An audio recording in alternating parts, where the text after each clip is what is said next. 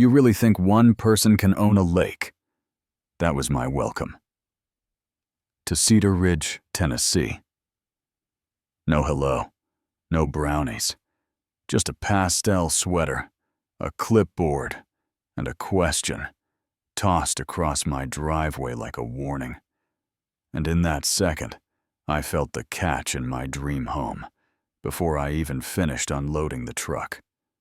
4 hours in sweat on my shirt, dog hair on my jeans, boxes stacked like Jenga in the garage, and Brenda, the HOA president, looked me over and repeated it slower. You really think a single person can own a lake, like she was testing the new guy to see how quickly I'd fold? I set the box down, told her my name was Darius, told her my dog was Jazz. And yes, the deed I signed includes the dock and the water around it.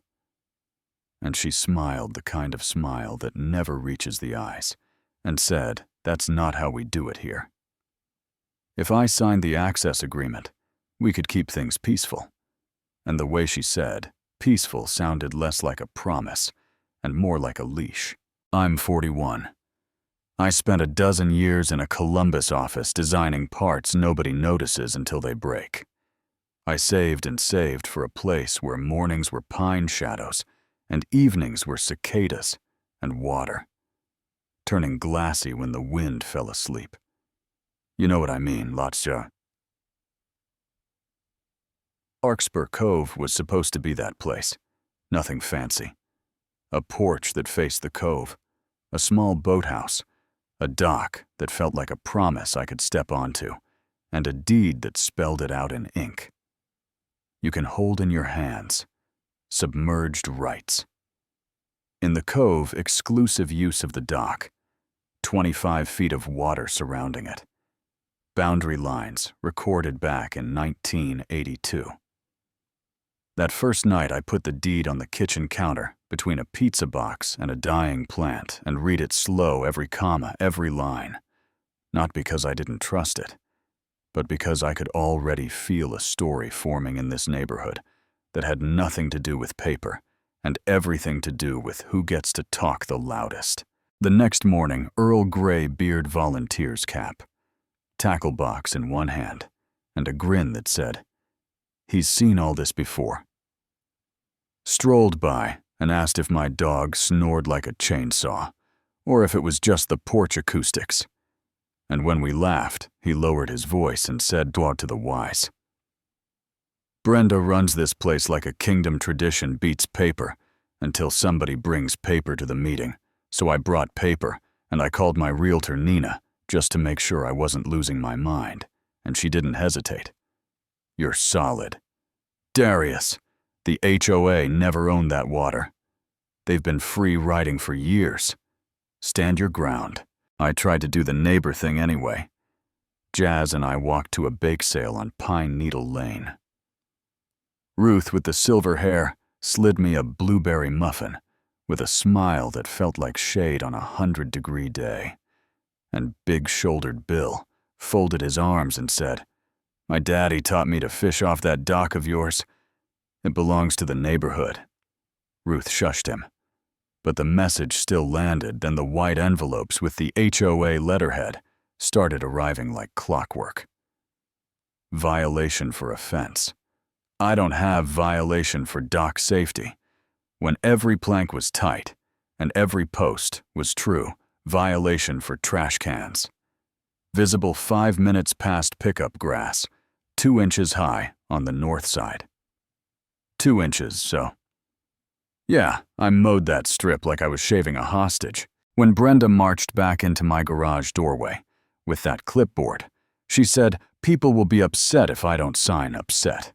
People make complications," and I told her, "Bullies make complications, and the only thing I'm signing is my name on what I already own." And for a second, something in her eyes flickered like a fuse. Then came the call. Glenn, the vice president, with a voice that was polite enough to bruise, "Bring your documents." "Wednesday, the board will review your claims," and I almost laughed because ownership isn't a claim you wear like a hat. But fine, I showed up. The clubhouse smelled like coffee, and carpet cleaner rows of chairs aimed at Brenda in a lemon sweater. I stood with my folder and set it at plain. Lot 18 includes the dock and 25 feet of surrounding water. The HOA never owned it. These are not feelings.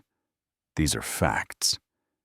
And I spread the deed, the survey, the county copy across the table like cards. I already knew would win, and Brenda said, tradition matters here. And I said, tradition doesn't outrank title. And Glenn stared at the pages, like the truth was a language he could almost translate, and then said the board would consult counsel. The next morning, selfish was spray-painted in red across my boards. The letters ran because they couldn't hold all the anger poured into them. Jazz whined and pressed his head into my knee. I stared until my eyes burned. Then I called Ruth, and she showed up with gloves and cleaner. Ben and Tasha brought a power washer. Earl brought his grandson, and jokes he used like a shield. And we scrubbed and talked about second chances. And the first time each of us had been told what we couldn't do community is a quiet thing until someone tries to take it hostage. Then it gets loud. It got loud on a humid Sunday when Brenda planted herself in the middle of the cul-de-sac and raised that clipboard like a baton. Neighbors circling as she said, "We have a crisis. One man thinks ink matters. More than decades of sharing. Is that who we are?" And chins dipped and eyes cut toward me, so I lifted my folder and said, "The quiet part. Loud, the HOA never owned the cove. I can show you the county record right now, either. Brenda didn't read it, or she didn't care. Pick your poison." And Ruth stepped beside me with her copy, and Ben and Tasha joined, and you could feel the balance wobble like a dock piling in a hard wake. Here's the twist, and it changed everything. Without fireworks, counsel looked at the same papers I looked at and told Glenn the truth. The HOA had no claim, and pushing would risk liability. So when the second meeting opened, and Brenda started to speak, I got there first. Bylaws cannot override a recorded deed. You don't vote on what I own, you acknowledge it, and Glenn cleared his throat and said he had reviewed everything, and the matter was settled. The board recognizes Lot 18's rights and will not interfere. And for a beat, the room held its breath like a lake at dawn.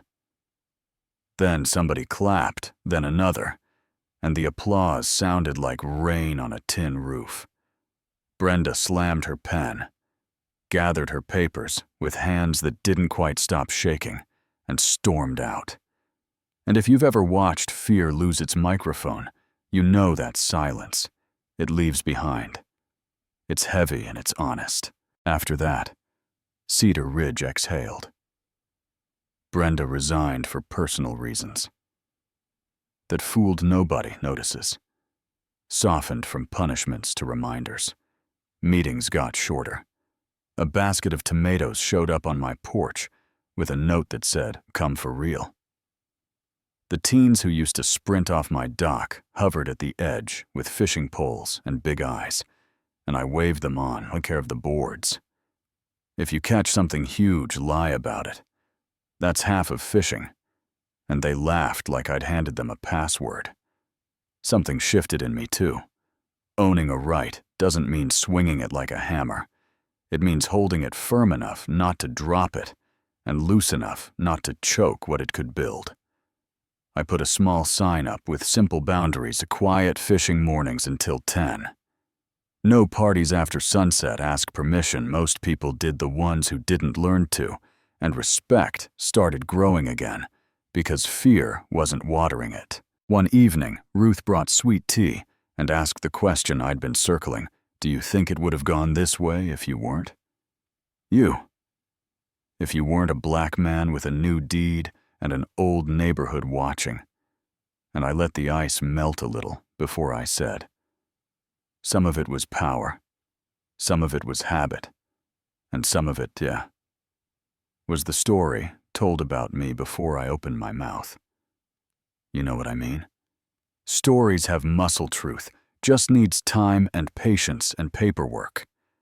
A week later, I was at the grill when Brenda's sedan rolled past. Slow, she didn't wave, didn't stop, just looked at the water like it had betrayed her power. Built on fear can't survive. Applause for someone else. Truth doesn't need a standing ovation. It just stands. I won't sell you a fairy tale. Not everyone loves me. Now some still say our lake with extra weight on our. Some still believe tradition deserved a vote. But when bylaws need fixing, and kids need a safe place to learn to cast, without falling in, those same folks show up. And they show up. Honest. And that was the whole point. Not control, not revenge. Just honesty. I still hear Brenda's first question sometimes, and I answer it differently. No one owns water. Like you own a chair. But you can hold rights. You can hold responsibility.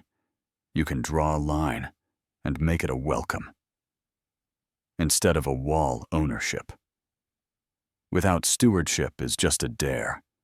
Stewardship without boundaries is an invitation to get erased.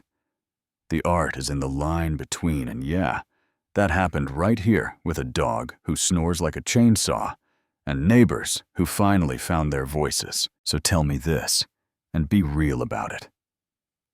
Where would you draw the line? Law or tradition, belonging, or boundaries amid keeping the peace, or telling the truth that starts the fight that needs to happen? Was Brenda a villain, or just a mirror for a town that loved its story more than its facts was? I protecting what I paid for, or flexing more than I needed? Drop your take in the comments. Push back if you want. Share the time. You stood up shaking, and stood up anyway. And if you want more stories that test where right and wrong actually live, hit subscribe. Send this to the loudest person on your street, and let's argue like neighbors who plan to see each other again tomorrow.